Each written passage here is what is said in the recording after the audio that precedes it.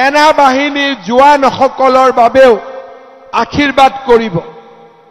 যেতিয়া পাকিস্তানৰ সন্ত্ৰাসবাদী কাশ্মীৰত আহিছে ২৭ জন নিৰীহ মানুহক মাৰিছে, আমাৰ ইয়াৰ কেইটামানে আকৌ ফেচবুকত লিখি আছে পাকিস্তান জিন্দাবাদ। ২৯টাক ধৰিছো, আৰু বাকী কোনোবাই যদি পাকিস্তান জিন্দাবাদ লিখে সবৰে ঠেং ভাঙিম। একদম আমাৰ অসমৰ নিমখ খাই পাকিস্তানৰ জয়গান গোৱা মানুহ আমাক অসমত দৰকাৰ নাই। আছে নেকি দৰকাৰ?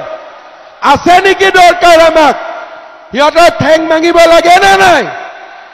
সেইকাৰণে মই পুলিচক কৈছো যে আইনৰ ৰাস্তা দি যিমানে পাকিস্তানক জিন্দাবাদ কয় একো মুখ চাব নালাগে, ডাইৰেক্ট ধৰিব লাগে আৰু ঠেং ভাঙিব লাগে।